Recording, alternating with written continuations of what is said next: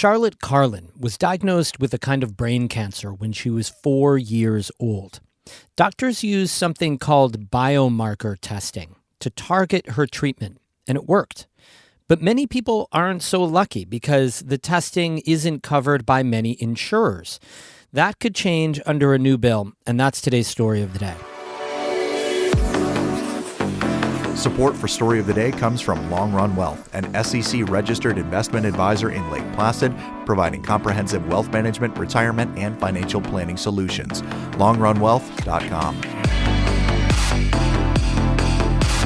Hey, I'm David Sommerstein. It's Wednesday, August 2nd. First up, the pharmaceutical company SterRx is closing its 2 Plattsburgh facilities, affecting more than 150 jobs. But efforts are underway to find a buyer. Champlain Valley reporter Kara Chapman has more. SterRx filed a notice announcing the upcoming closure of its Plattsburgh plants with the State Department of Labor late last month. MyNBC5 first reported the news Tuesday. According to the DOL notice, SterRx employs 161 people at its 2 locations on the former Plattsburgh Air Force Base property. October 24th is listed as the layoff date. Director of Plant Operations Sarah McCoy said in a statement that SterRx has ceased operations in Plattsburgh and will close the sites pending divestiture. She says all employees will continue to receive full compensation and benefits until late October, followed by severance pay. According to North Country Chamber of Commerce President Gary Douglas, SterRx's parent company was recently acquired by a global company that is focusing on other lines of business. Douglas says the chamber is working with SterRx to hopefully find a buyer.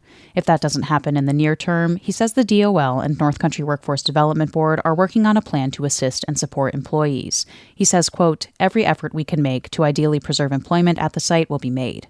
The news of SterRx's upcoming closure comes just weeks after Novabus announced plans to close its Plattsburgh facility in 2025 and move bus production to Quebec. Novabus employs about 350 people. Local officials hope to find a buyer for that plant as well. Kara Chapman, North Country Public Radio. For the last 6 years, Clarkson University's Shipley Center for Innovation has been bringing its business expertise to entrepreneurs across the North Country. Free workshops from Ticonderoga to Carthage to Ogdensburg have taught practical skills to start or grow a business. They're part class, part networking mixer. This summer's workshops are in Potsdam, Saranac Lake, Lowville, and tonight in Malone.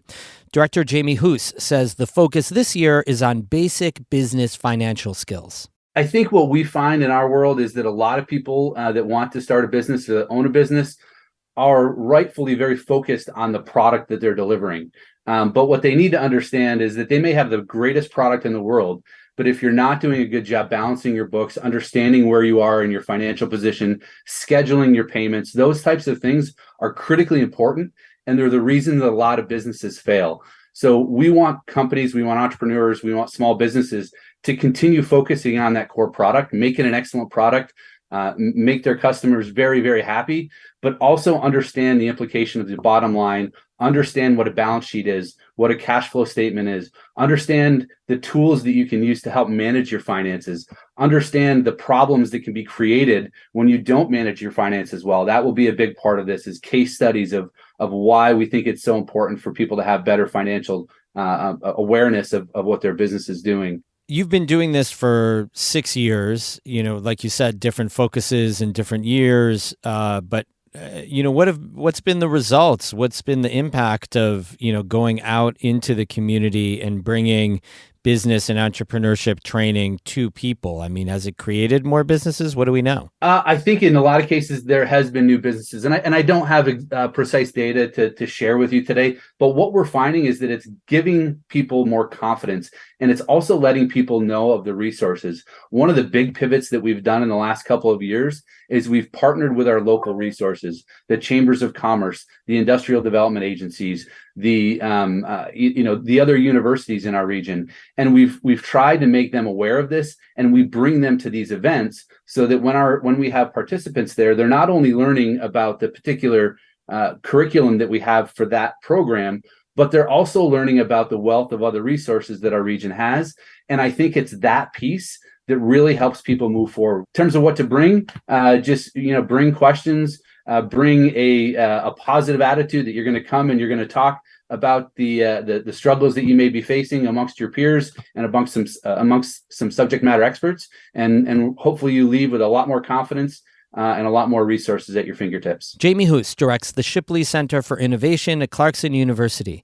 The free workshop in Malone is tonight, and then August 16th in Saranac Lake, September 6th in Potsdam, and September 13th in Lowville. You can find a link to register for these free workshops by going to our website, ncpr.org.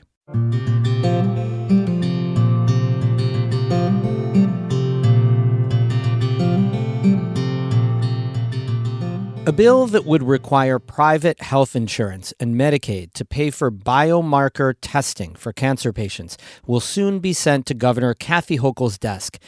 Karen DeWitt met with a 10-year-old cancer survivor who may be the bill's most effective lobbyist.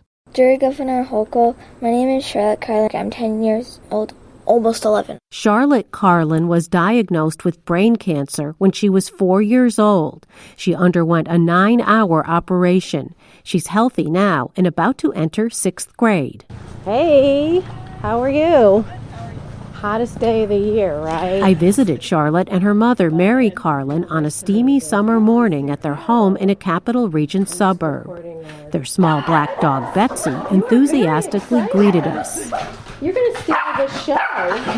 Charlotte says she doesn't remember much about her illness. She'd rather talk about her favorite video games and her plans to become an astronaut when she grows up. She says she's already planning to go to Embry-Riddle Aeronautical University when she's a bit older. And I'm going to get an engineering degree so I can become an astronaut, and I might maybe go to flight school or something. But she does want people to know at least one thing about her experience. She even included it in the recent handwritten letter to Governor Hochul. Biomarker testing saves lives. Biomarkers are puzzle pieces. Charlotte benefited from biomarker testing, which involves testing blood or tissue for the presence of certain genes or biomarkers.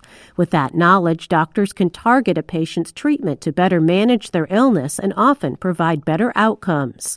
In Charlotte's case, the testing found that she had a certain gene. If some small pieces of the original tumor that remain in her brain were to reactivate, the test results make her eligible for a drug which targets the exact type of tumor and inhibits it from growing. Biomarker testing also helped her mother. She's a cancer survivor, too.